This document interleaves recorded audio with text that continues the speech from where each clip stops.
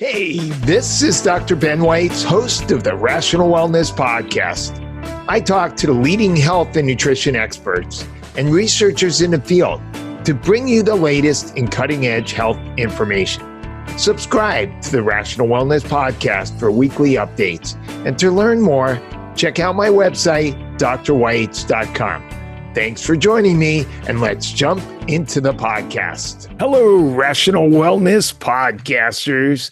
We're here today again with my friend Ron Beckenfeld, who's the CEO of Continental Vitamin Company, a leader in the health and fitness industry.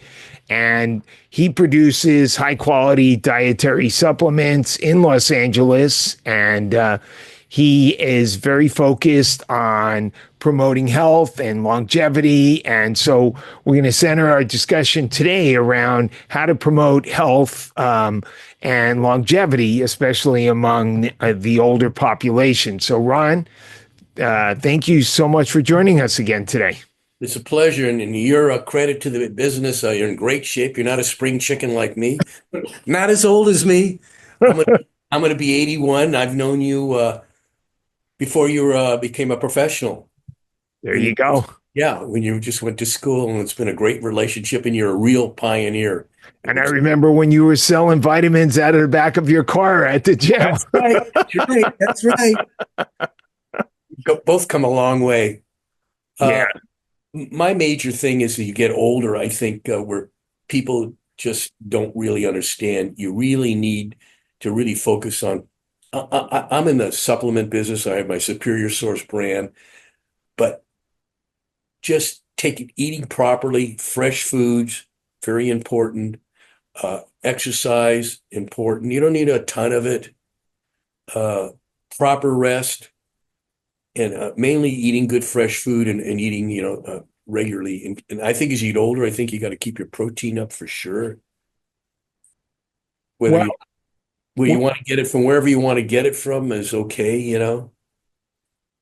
Yeah. Well, so where do you think most people go wrong? You think it's on the eating, on the exercise, on the proper supplementation, on the sleep?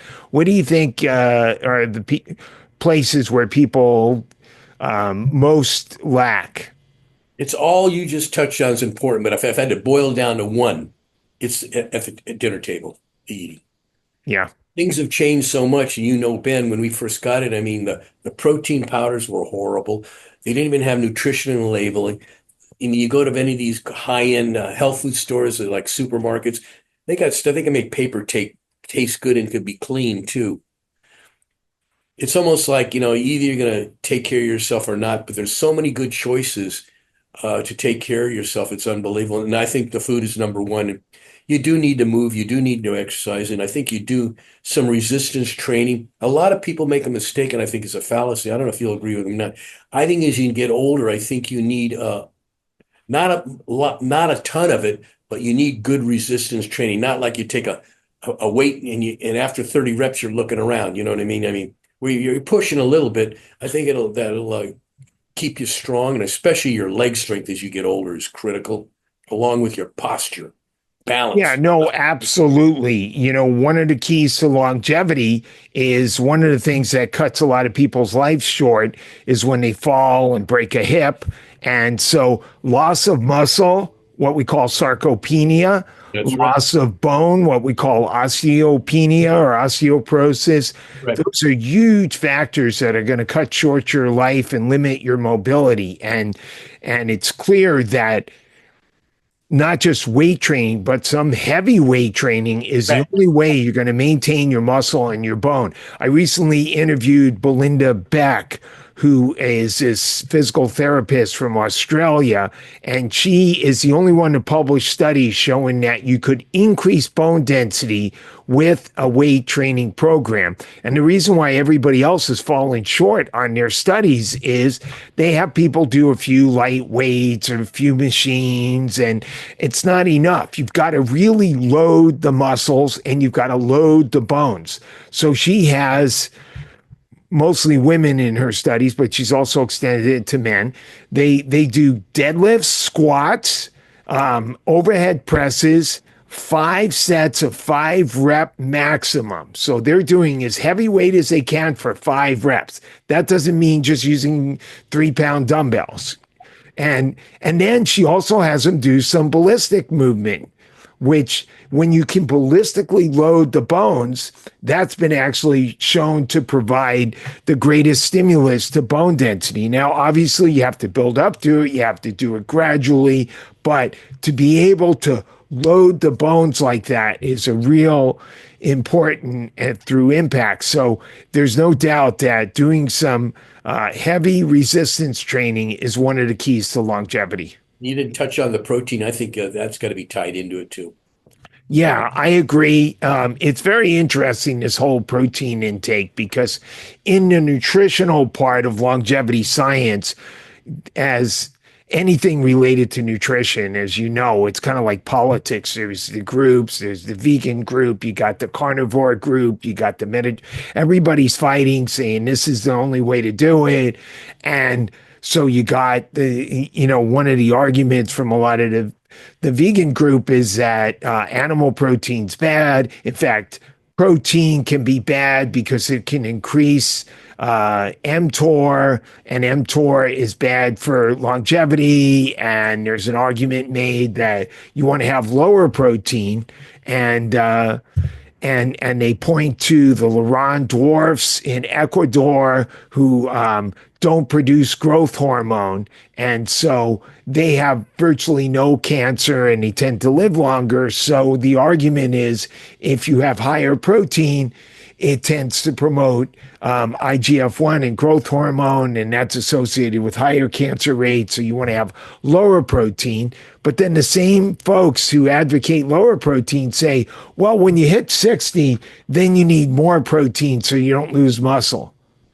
I agree with that. But hey, I'd rather take my shot at getting a cancer than being a dwarf. You know what? My argument is, if you don't want to lose muscle when you're 60, the best way to do it is not lose muscle when you're 50. So keep your protein up all the way through and maintain your muscle. Just make sure that you're doing a heavy weight training that stimulates your body to utilize the protein.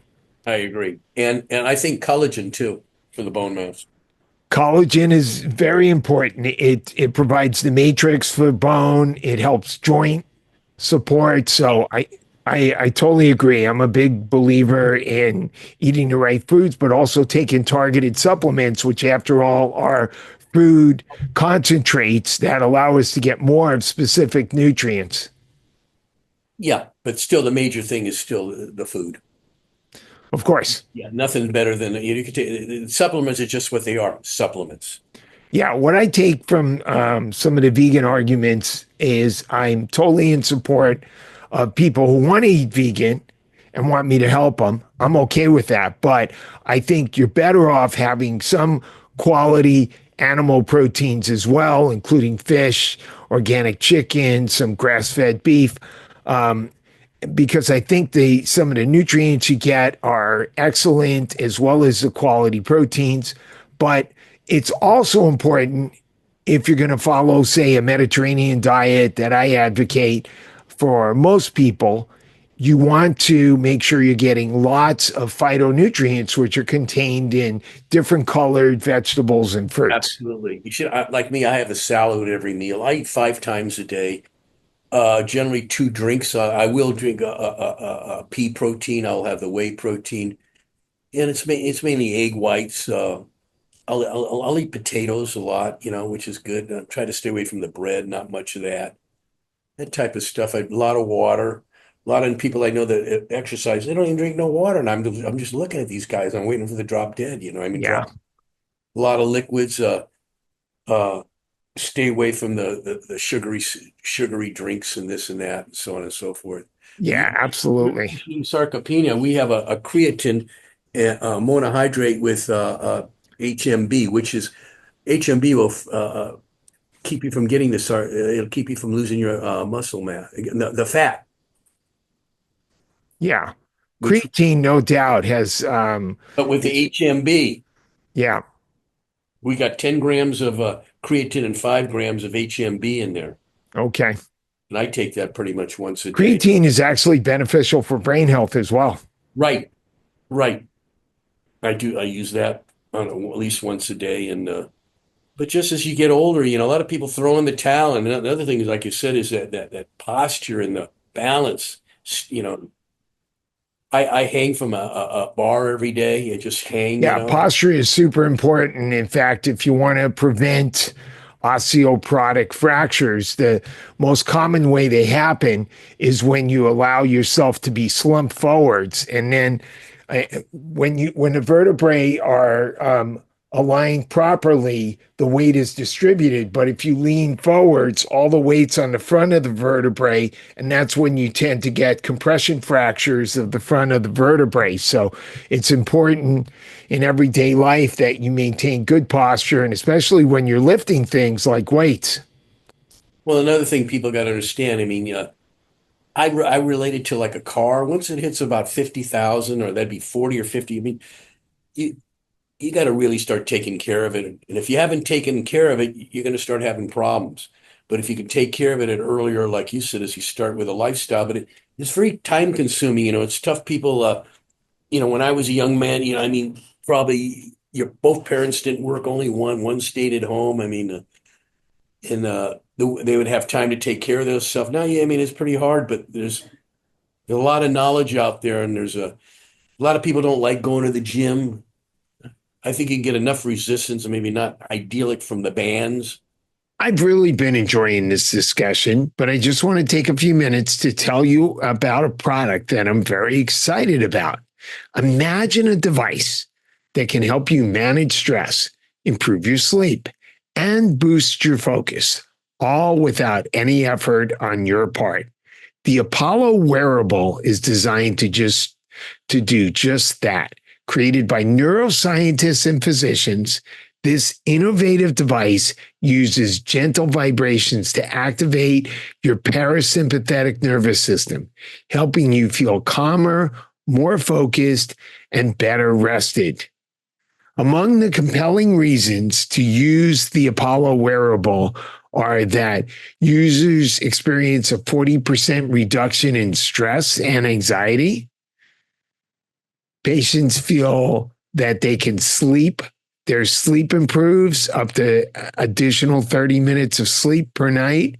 It helps you to boost your focus and concentration, and it's scientifically backed. And the best part is you can get all these benefits with a special $40 discount by using the promo code WEITZ, WEITZ, my last name, at checkout to enjoy these savings. So go to Apollo Neuro and use the promo code WEITZ today. And now back to our discussion. A lot of times I talk to people about getting exercise, and I tell them they should be exercising for at least an hour a day. And they look at me like I'm crazy, like a whole hour. And then you think about human beings and the way we evolved, and how for hundreds of thousands of years, we were active the entire day. We got up, we foraged for food, we hunted for animals. We were constantly all day long until the evening did we settle down. And now to ask somebody to spend 1 hour of their whole day doing some physical activity is like a huge burden. No, especially if you don't like it. If you don't like it, take an hour of something you really don't want to do. It's murderous. I mean, I think I would get it down to a realistic. Well, find a way to like it and do things you like. The thing I think I disagree with you is, if you want to get them started, I think about 20 minutes a day is a good start, with maybe a little walking in the evening. I'm going to the bare bones here. But Yeah. an hour is a lot if you don't like it. A lot of people don't like to even sweat. Well, if you're not sweating, you're not properly detoxing. So you need to sweat. Yeah, but I'm just saying, they poo-poo the hour. I mean, you might be able to build. I wouldn't start them off an hour. You scare them off, man. You got to put your body under some stress.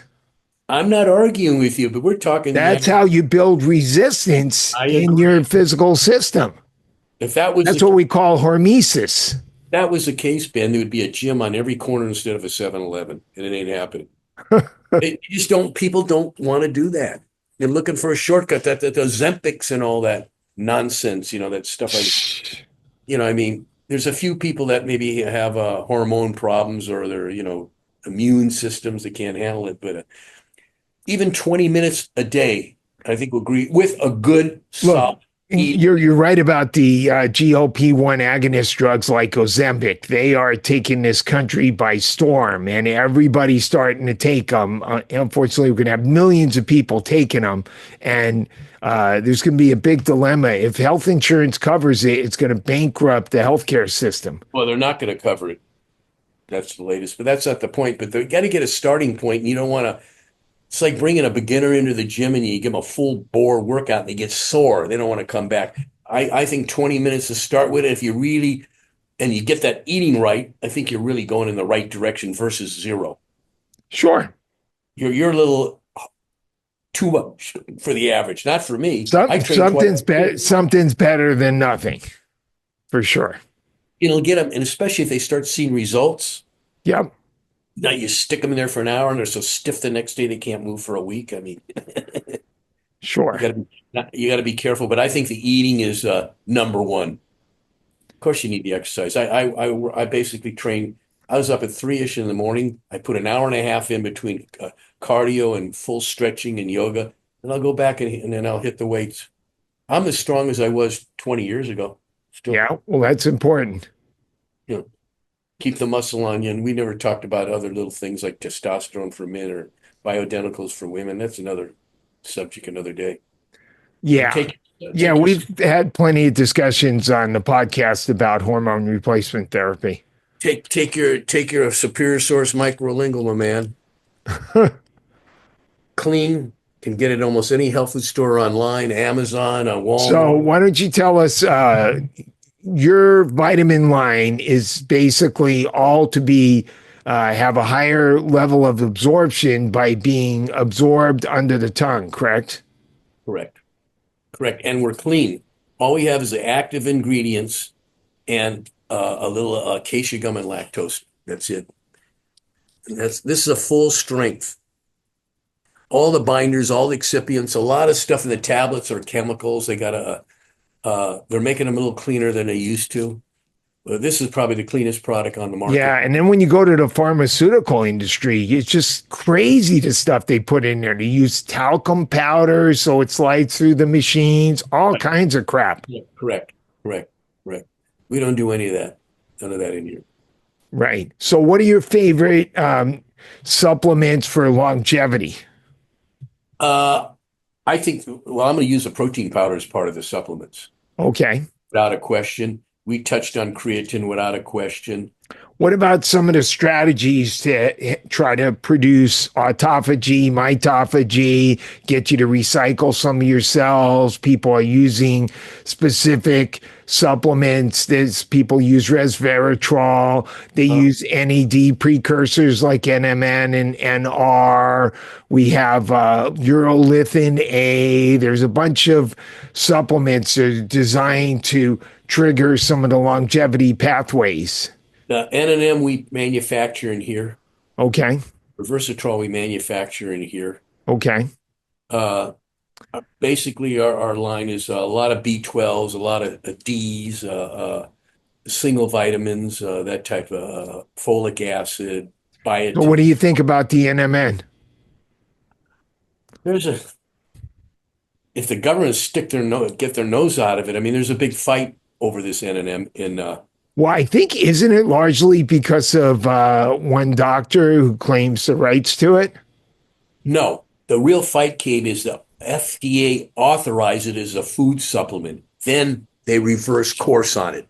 Right, but isn't that because that one doctor wants exclusive rights to it because they published it as a pharmaceutical, and so if it's no longer a vitamin, then he has the rights to it. I believe that's how this came about. You might be right, but I mean, because there's a whole thing about apparently if a vitamin was originally used in a study as a drug, then they can say you can't sell it as a supplement. And that's why Amazon stopped selling NAC, right? They stopped selling N&M too. Oh, okay. And I think it's the same reason. But there's some other guys like iHerb will sell the N&M. There's other internet guys, but Right. Amazon. But I think it's one doctor who's pushing that because he Well, right wants to now, have exclusive rights to it. the I'm sure government, you know the guy I'm talking about. no, Okay. no. But I mean, now they're fighting it out in the government. That who the hell knows what's going to happen there with that once they get their claws on stuff. Yeah. I think I think it's a good product, the reverse trawl. I mean, it's part of a health regime. It's a supplement, but again, I'm go back to the food. That's the game. Like, Yeah. every day, fresh food. Everything fresh. Just try to not too much refined carbohydrates. You need carbohydrates. Right. So we live in Los Angeles and we recently have been through these horrendous fires that have exposed a lot of us to smoke and particulate matter and all kinds of toxins. What can we do to help get rid of some of that stuff from our bodies? The best thing is to move first. Yeah. That's a son of a gun. I guess a lot of water, maybe the hyperbaric chamber. I don't know. Okay. Have you got into any of the detox products like liposomal glutathione or No. NAC binders? A lot of people use binders. I'm familiar with them, but we cannot manufacture in here. So we like to make everything have a complete quality control over everything we do. All the materials that come in here, I don't care if they come from the moon, they're going to get Right. everything inbound's being tested. What about the use of things like infrared sauna for detox? I'm looking at buying one of those myself. Yeah, we have one at the house. Maybe I can talk to you later about that. Yeah. Hyperbaric chambers. What do you think about that? It's interesting, it's very time consuming, but Right. But I'm looking at the infrared bed. How about the cold plunge? yeah, cold plunge is good too. Absolutely. And these, a You know, lot. if you get a sauna and a cold plunge, you can go back and forth. Right, I have that. But I mean, these great athletes like the Tom Brady's have extended their life. LeBron James, the guy's 40 years old, he's playing like a rookie. Yeah, no, I agree. It's pretty It's not- amazing what these guys are able to do. yeah, but they're doing it off season. Of course. Yeah. And that was never Yeah, made. LeBron says he spends over $1 million a year on all this health stuff. I don't know if I believe that, but he's doing the right things. Yeah, well, he's got the money. Absolutely. Absolutely. But Yeah, no, you got to give him a lot of credit yeah, for playing that well at 40 years of age. he's incredible. He's just incredible. And I think all these guys are catching on to this now. That's how they make their livelihood. And if the average American could do that, I mean, but that Well, the whole key is to extend your health span.